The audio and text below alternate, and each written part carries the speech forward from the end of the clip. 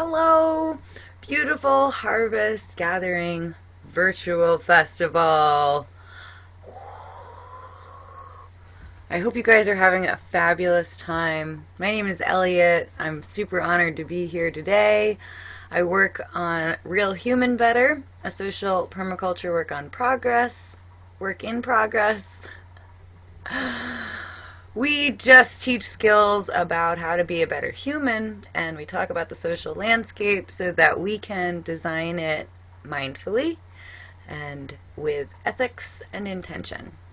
So we're based on this permaculture ethics: care for the earth, care for people, and care for the future. And in zone 3, we start dealing a lot with the social atmosphere. This is essentially, this is like our glass ceiling, right? Economics and politics are the realm of power grabs.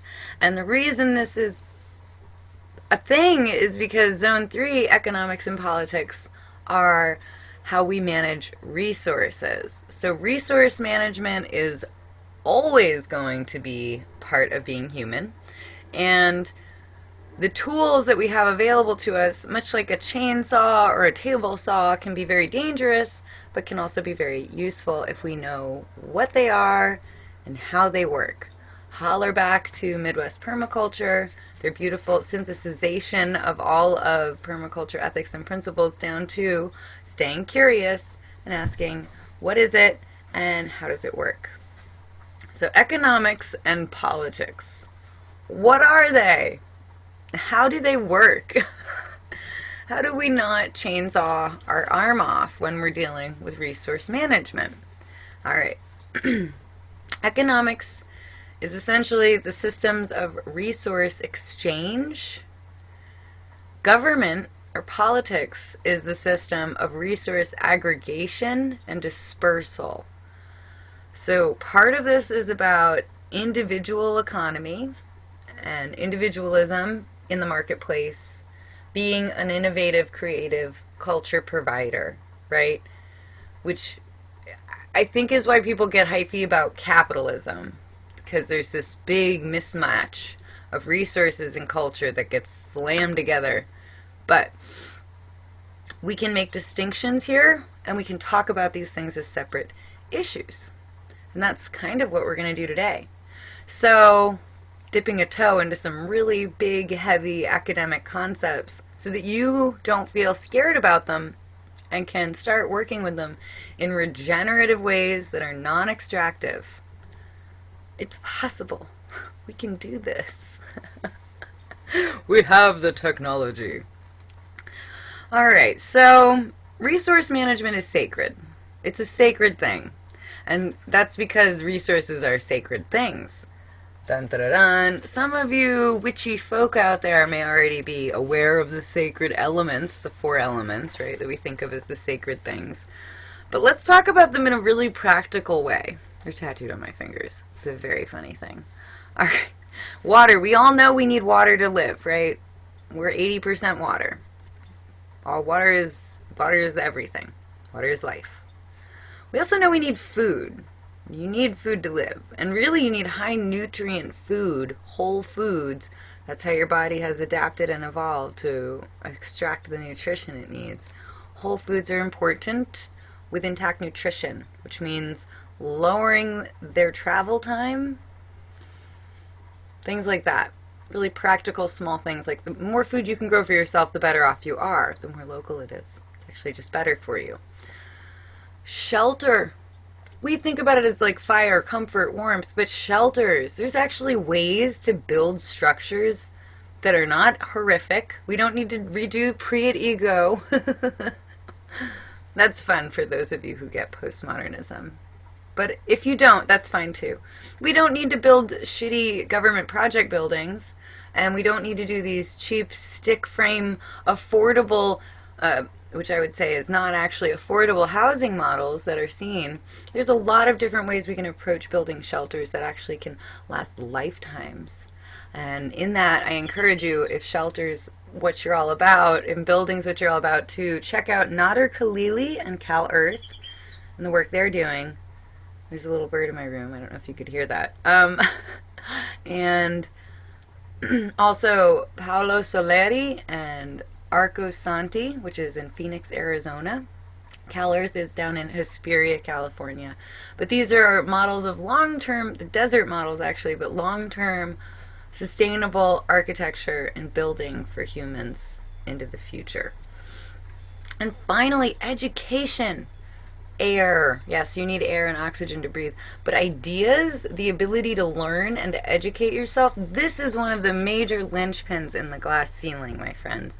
Even going back to Brahmin caste rule in India, it's about controlling the sacred resources, one of which is information and ability to connect to the spirit. Okay? So even though this is not a realm of spirituality, our spirituality really affects our values and how we interact with our environment. And values of supremacy or ownership, meaning you have a right to own and make decisions about another being or their organism, are part of what is so destructive about our current system. And these are not actually the fault of the government or the economy. This is actually a lot of different individuals socially buying into constructs of dominion in order to feel they have power. So you have power even without needing dominion. You actually are part of a community in which you can interact and be helpful. This is a model I've shown in the past. This is sort of the social landscape, but we're all interconnected in the forest regardless of where we are in the forest, and all of us are constantly emitting ideas and words and postures into the present moment which affect the values in our society, raining these values down into our cultural institutions, our reservoirs, if you will. So these sacred things are sacred because everybody needs them, and everybody needs them to survive. So the commodification and industrialization, hyper-specialization, lack of feedback and integrated analysis, these are things we need to stop having as part of our inherent process with water, food, shelter, and education. And frankly, what we like about a governing body, about a political body or council, is their ability to not be an individual, but instead to be a representative body that ensures these sacred things for all. Right? So, we like representative politics. This is another important thing to share. We like representative politics because we like consensus. Democracy is interesting because when you have a majority-ruled democracy, it means inherently a good part of the population might go unheard. This makes sense in a survival situation when you have to make split-second decisions. Like if you are on an aircraft that is going down in the ocean, it helps to have one person in control who knows what's happening, telling everybody where to go. If you're on a desert island and there's very few foodstuffs, well, yeah, I guess even then. Consensus is important, basically. Listening to other people, being able to integrate and accept feedback is essential to building long-term resiliency and even short-term survival. But it takes time, a lot of time. Part of how we make that time a little bit shorter for everybody so that we don't all have to be at all the meetings all the time is we choose representatives. Ideally, these representatives are chosen because they have the skills needed to be representatives, meaning they are really good listeners. They're able to listen to their constituents and synthesize information. They are incredibly curious. Essentially, they've removed their own ego and opinion from the situation so that they can embody the entity that they're representing. Whether this is a municipal district or a neighborhood alliance or an underrepresented demographic. These are all types of groups, all of which will in some way need representation in order to interact with the larger structures around us. We want to make sure when we're building systems that we've built redundancies in the loops. So if somebody goes down, if somebody can't make the phone tree doesn't stop working, right? That's the basic metaphor, but making sure the network has redundancies within it, and making sure there is accessibility for the feedback. So a lot of that takes personal integrity, obviously. When we talk about politics, one of the things people hate the most are politicians, and they feel they're out of integrity. And that may be. That may be.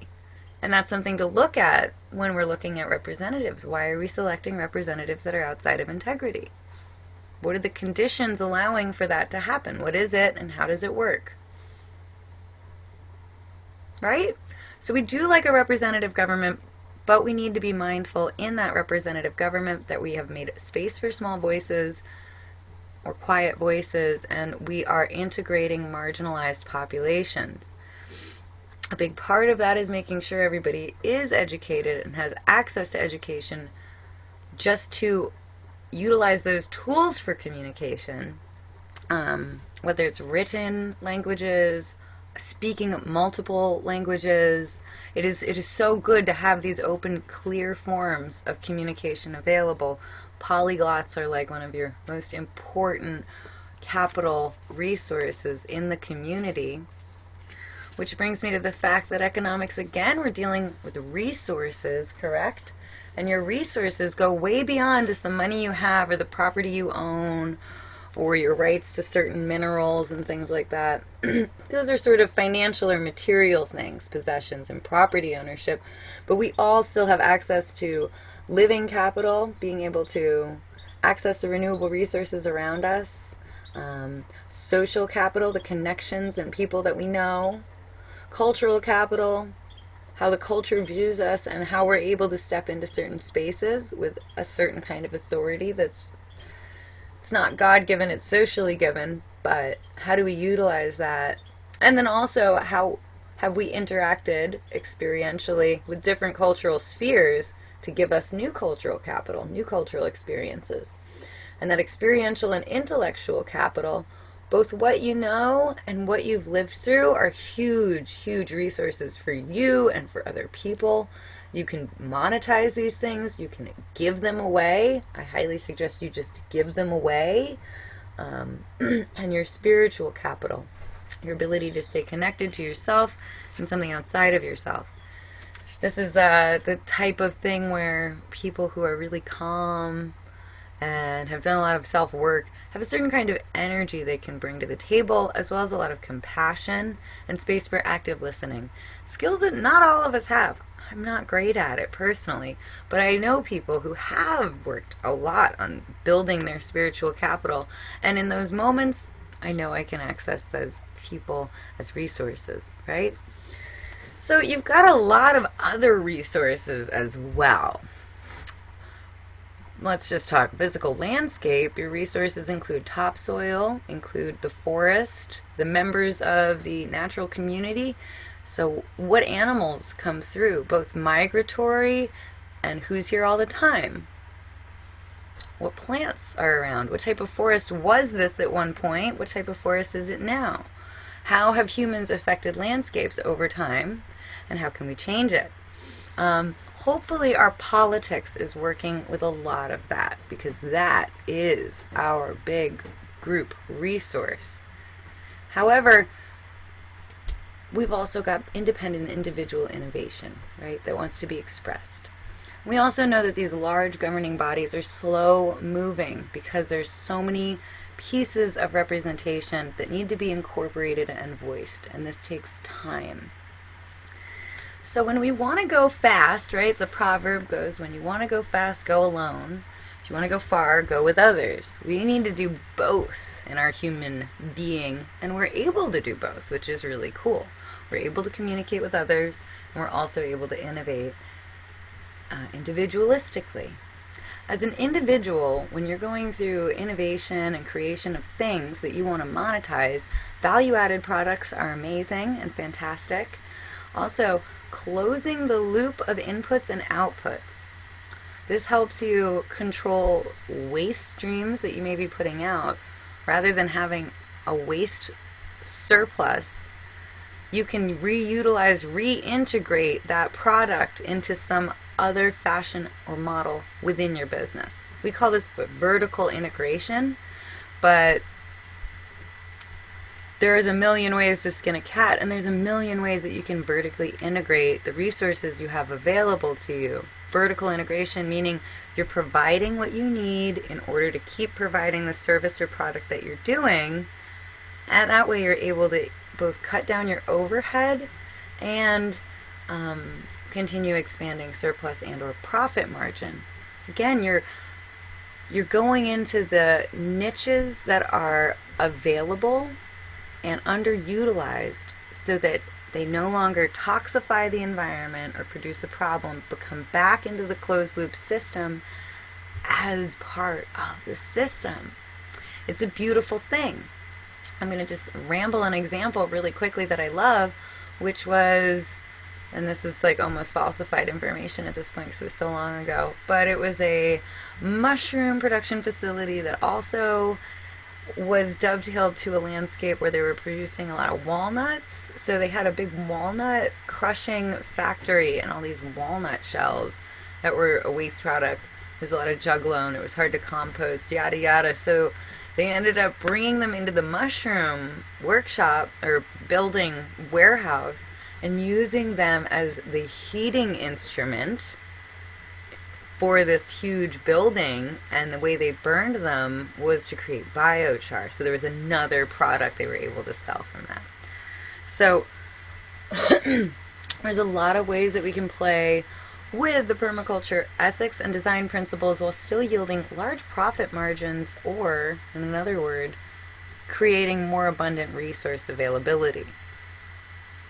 So yay! Resources! Here we are. We're in a small way. We can manage them on this personal economy level mindfully, and it's fantastic, and I love it. And then we're hoping there's a larger government system at play. Now, it would be foolish, completely foolish, to assume that the government system operates outside of the rest of society. Governments are often inspired. They are people. They're made up of the people from over here. Still the same people. And they're inspired by the innovation that comes from these areas. Part of the perseverance of capitalism, if you will, is both, there's a whole like twisted white supremacy part of capitalism, and then there's an underlying part of capitalism, the justification for it, which is actually kind of good. So, I know, you're like, Eliot, what are you talking about? You don't know anything. Alright, and maybe I don't, but I have spent a really long time studying these systems, and I'm just going to share with you what I know about them. Okay. So you've always got resources always needing to be managed. You've also got innovation, human innovation, and the desire to have more or to be more comfortable. People also have competitive urges, so there's that. That's a whole other thing. But we're always looking for new and fun ways to do things that are better for us. This is like part of being human. Capitalism, when there are sacred tenets maintained, allows for that innovation. Now, what do I mean when I say capitalism? I am not talking about the military-industrial complex. I am not talking about systemic racism and colonization and imperialism, which unfortunately have given capitalism a terrible name. And capitalism has been abused. It's been really misused and abused. So part of the first big problem with capitalism is the sacred things are not held sacred. They're commodified. So these things, water, food, shelter, and education, need to be available and accessible to everyone without prerequisite or condition. There's no reason somebody should be born onto this planet and have to pay rent. They didn't ask to be born. All right, landlords? So there's an issue immediately with the concept of private property ownership, which is inherently colonization and imperialism. Sorry. And if you wanted to get into the tragedy of the commons, I will tell you that that exists because there is enclosure. If there wasn't enclosure, there wouldn't be the tragedy of the commons. So email me, call me, we'll debate it personally. But right now, I just refuse to acknowledge that kind of an argument. It's a straw man argument. And it's couched in nonsense. It's jibber jabber, frankly. Good verbiage, but it's still jibber jabber. These things, beyond all else, need to be made freely available and accessible to everybody. And the BS part of it is that we can. We actually have the technology, we have the know-how, and there are the resources to remediate the world's water, produce abundant food for everybody, shelter everybody, and educate everybody. And the reason that it's not done is for power plays and power grabs, which is silly. Power plays and power grabs comes out of people's personal woundings and egoic wounds is the nice way I can say it, so I'll just stick with that. And that's their own self-work, right? So we're not here to do self-work in Zone 3. We're here to talk about the system and how we can manage the system to be better. All right, so when these sacred things are held intact, what is that left to commodify in capitalism? She asks the world. Well, value-added products. Unnecessary services. Value-added services even. But things that you don't need. Like if all the food that you ever need is available, maybe what you want is somebody to go pick it for you. Or maybe what you want is a fashion label piece of clothing. Right? You can still want things that are individually, and capitalism provides well for things people want. It allows for innovation, it allows for competition, it allows for a lot of cool things to happen in terms of innovation, in terms of something that can be restructured quickly and adapt a lot of different times. It's the trial and error laboratory from which our larger social constructs can be based. So it's not just say we need all cooperation, all socialism, all the time, but we definitely need our governments to control sacred things and to hold them sacred as the sacred responsibility that they are. And we also need space to play and make mistakes and innovate and try new things and express new ideas and be new cultural advocates for ourselves and others. So what's required in capitalism in order for it to work? Beyond the sacred things being maintained, they absolutely have to be there, otherwise this whole thing falls apart. If you don't allow people access to any one of those things, they will do anything to have those things, and that's how you get all of the tragedy, pretty much.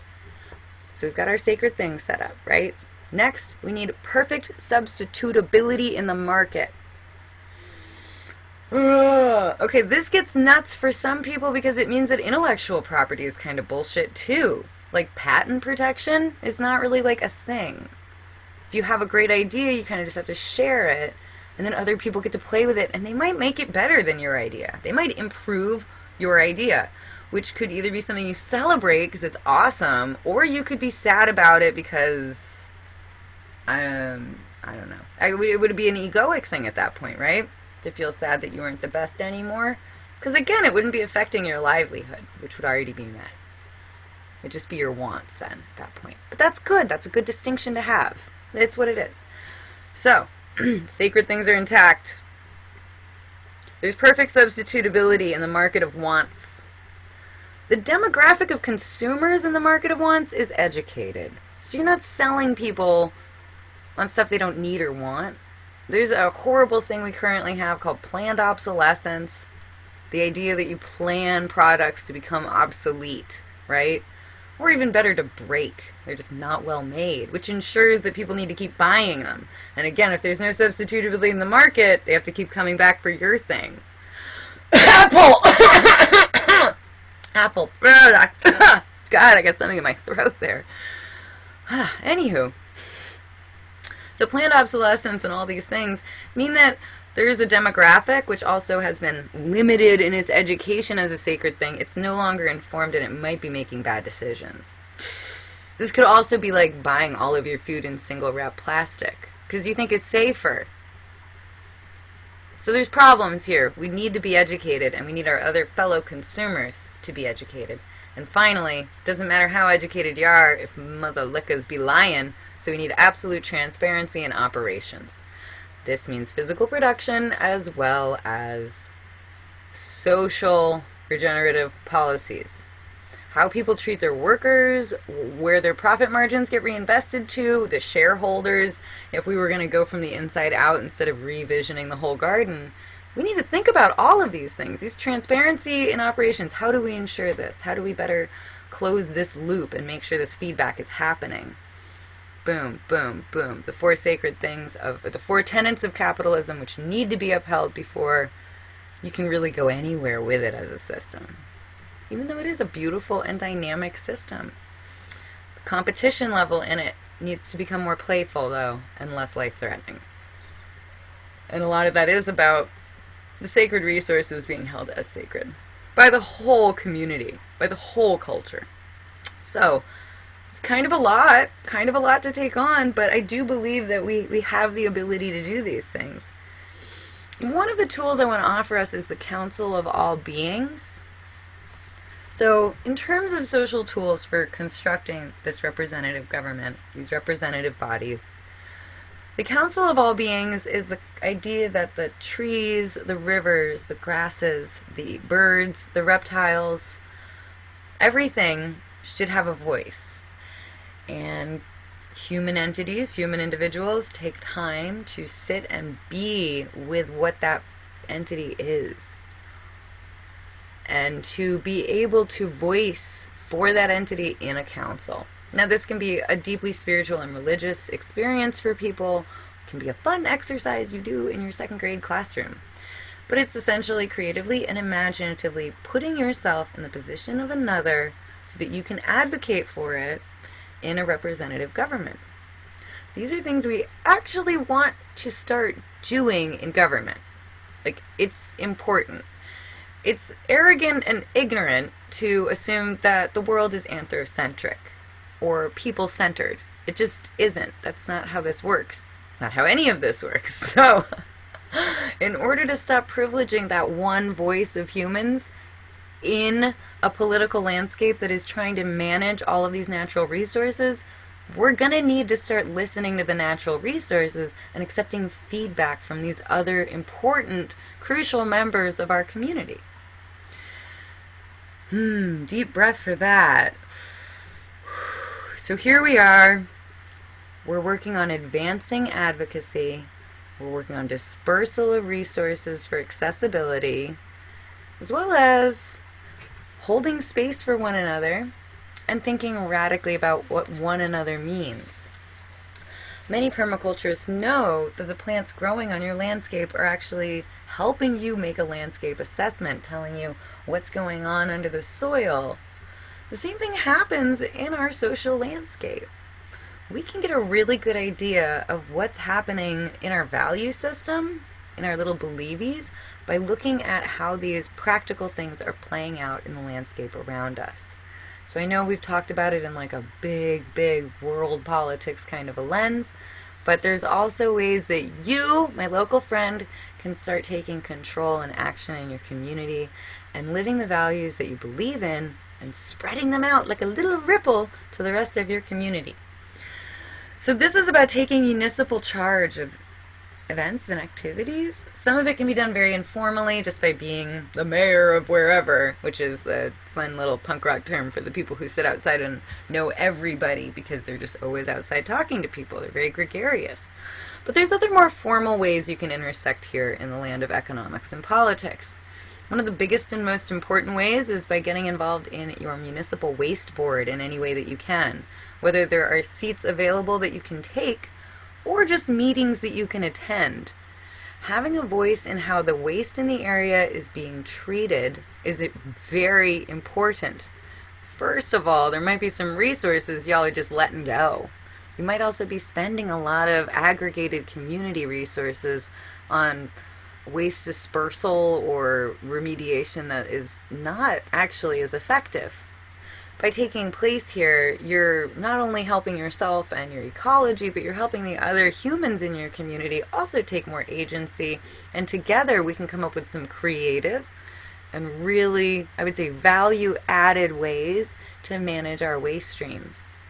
Another really important municipal department for you to start interacting with is your zoning board.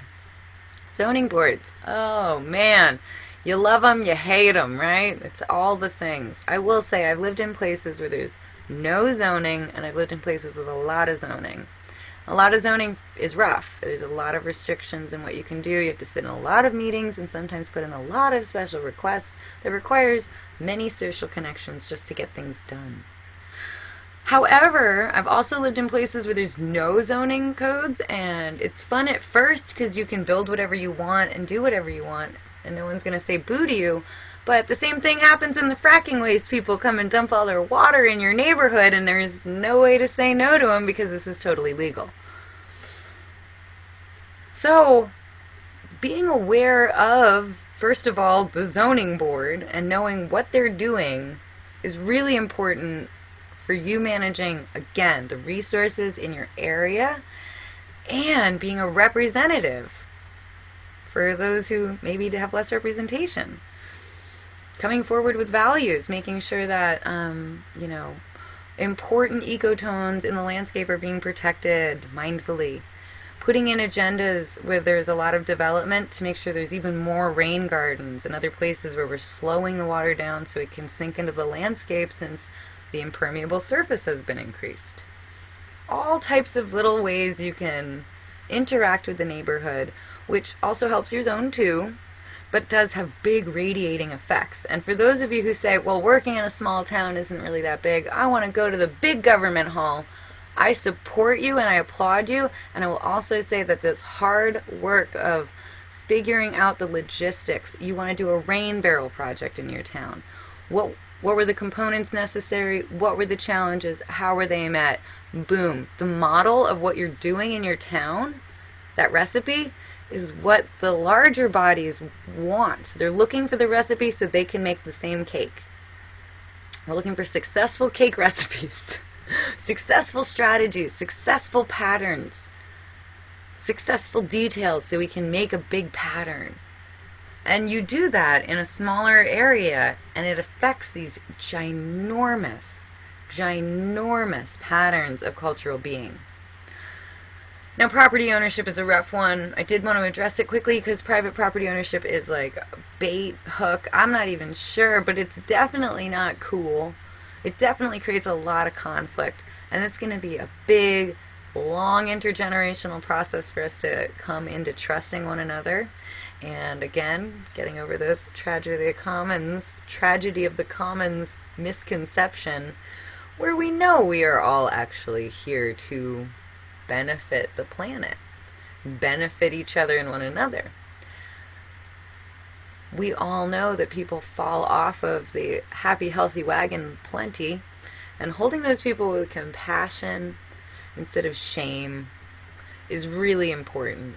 And it's part of what, again, keeps things moving smoothly. If there's no need for resource or power grabs, people will still make them because of personal lack that they're looking to amend. Don't take it personally. Don't make an assumption about it. Address it for what it is. Resources are not an emotional thing. Resources are resources. And I think we can all agree that we want to manage them as best as we can. So, this was like a fire hose quickie, really, of a lifelong exploration you can do into things like politics, economics, and general systems of exchange, resource aggregation, and dispersal. You can look at this in a historic lens. You can look at this in a modern lens. But whatever lens you're choosing, I want you to look at it in a practical lens, because this is the place where we sustain life and how we make everybody's life richer, more abundant, more fulfilling, and healthier. So, not sure how long I took, but I hope it was fairly concise. Remember to stay engaged in these tools. When you don't, other people do. But we got this. It's going to be great. Yay! Alright, thanks! I'm terrible at this. I hope you guys are having a beautiful day. And I look forward to talking to you soon, maybe, possibly. Real Human Better, a social permaculture work in progress, where we try to share tools and strategies for mindful design of the social landscape. I hope you enjoyed.